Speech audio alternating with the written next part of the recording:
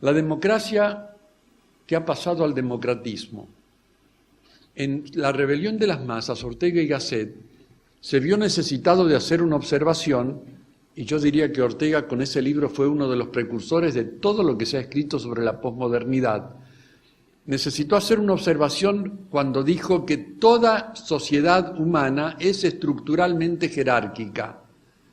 Bueno, de esa concepción equilibradísima de Ortega hemos pasado al democratismo, a nivelar las posiciones y no reconocer que en toda organización democrática somos iguales en dignidad y en derechos, pero no iguales en función, y que corresponde respetar las funciones para que pueda funcionar adecuadamente esa sociedad y esa democracia.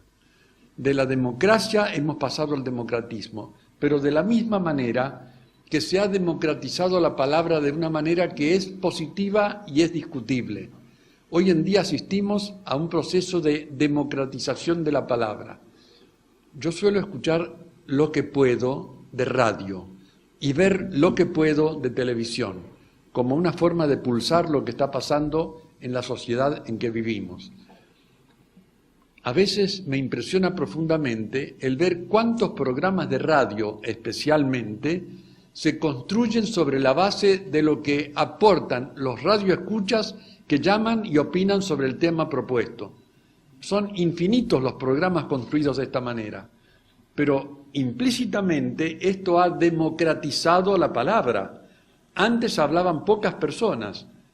En casa hablaba papá, hablaban papá y mamá, en el colegio hablaba la maestra.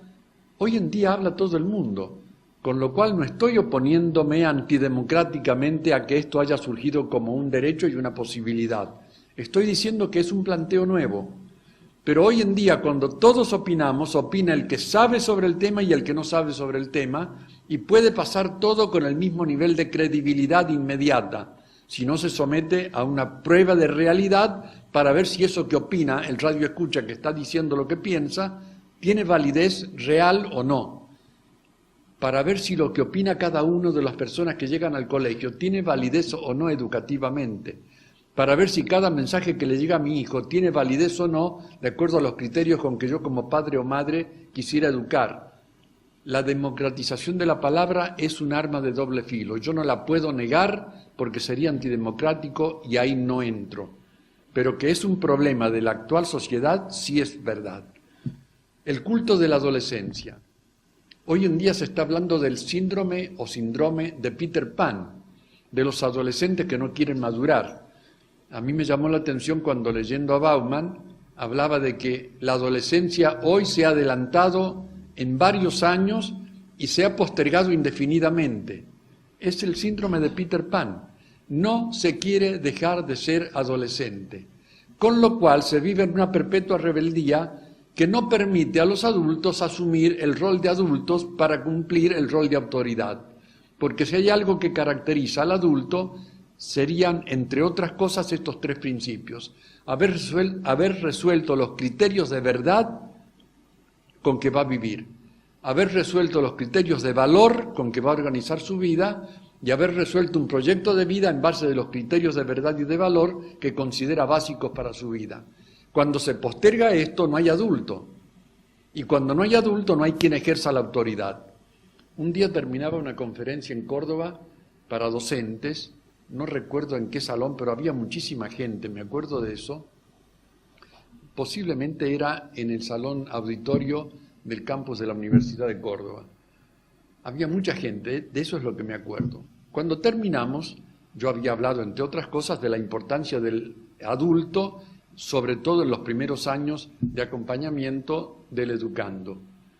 Cuando terminamos se formó naturalmente un grupo de conversación y una docente que era psicóloga, muy inteligente, a la cual conozco personalmente, dice de pronto muy bien lo que dijo sobre la importancia de los adultos al lado de los chicos, sobre todo en los primeros años. Pero, Julio, ¿dónde están los adultos? Es una buena pregunta. Con ironía cordobesa, era una excelente pregunta. Hoy, la prolongación de la adolescencia hace que falten adultos en los lugares donde deberían estar para ejercer el rol de autoridad que les corresponde. Es otro de los lugares por donde se ha perdido la autoridad que nos está faltando. Y por último quisiera mencionar, para terminar este elenco de algunas observaciones, la conciencia social de los adolescentes.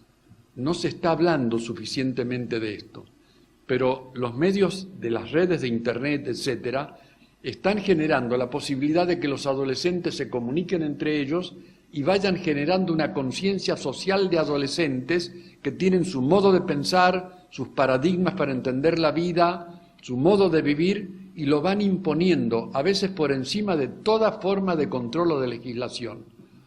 Un ejemplo de esto, el faltazo mendocino, que ya se estaba por extender a otras provincias y hubo una donde se imitó.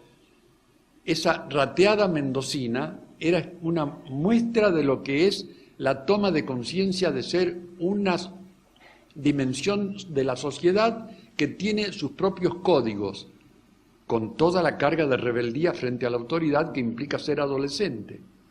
Todo esto, más una cantidad de elementos más, bastaría mencionar algunos autores, yo quisiera mencionar a Lipovetsky sobre todo, cuando describen la posmodernidad, que nos hacen entender por dónde se ha ido perdiendo el valor de la autoridad.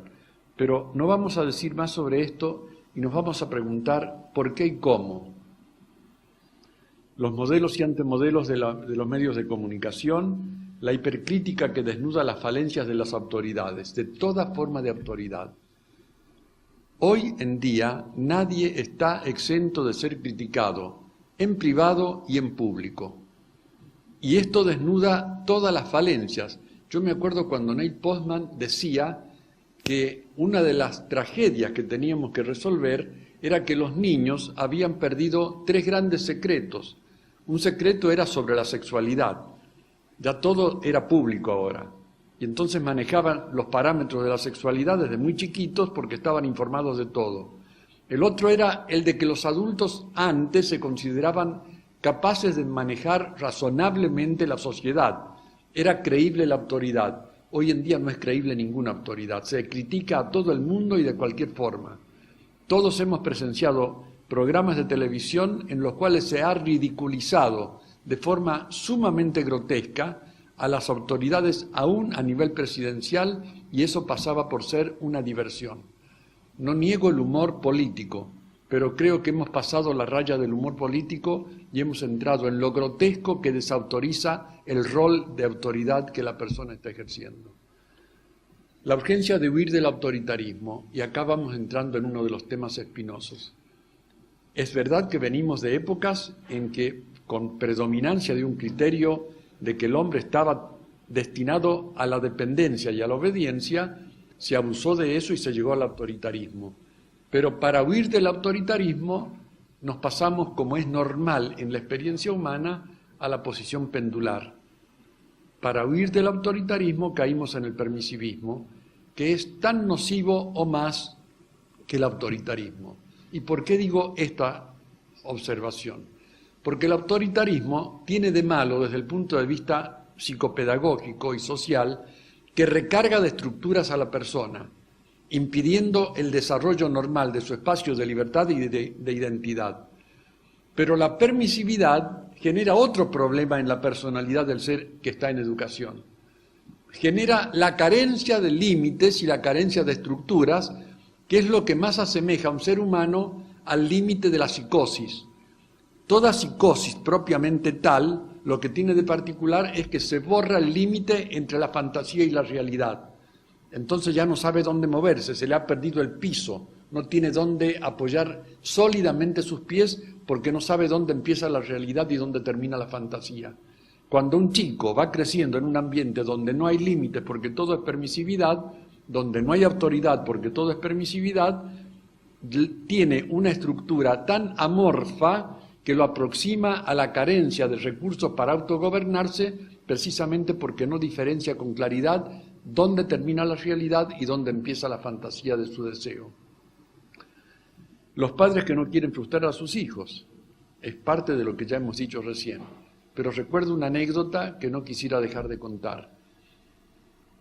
En Pilar yo había terminado una conferencia para padres en un colegio muy nombrado Y cuando se dio esa posibilidad de dialogar al terminar la conferencia, un papá se levantó con toda sencillez y dijo su punto de vista. Yo nunca les digo que no a mis hijos porque no quiero que sufran la angustia del no. No quiero que sufran la angustia del no.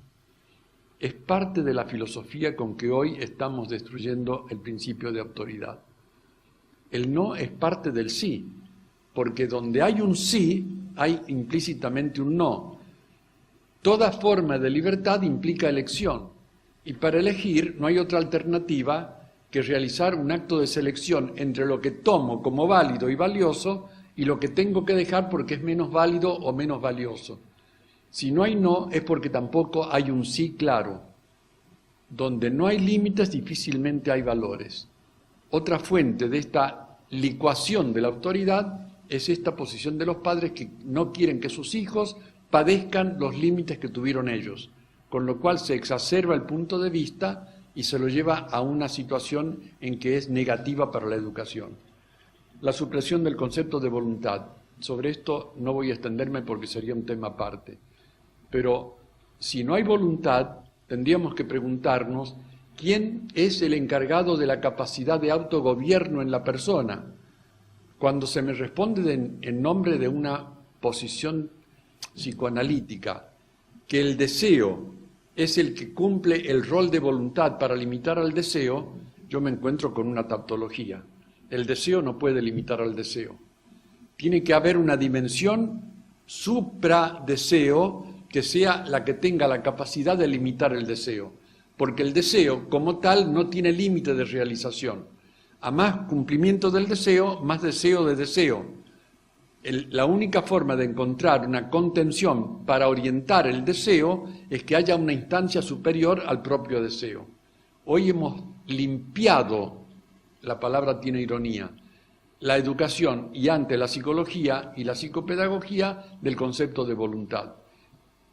Creo que vamos a tener que recuperar el concepto de voluntad para que podamos volver a tener pilares firmes donde poder poner la armadura de un buen techo que cobije la casa en el proceso de la educación.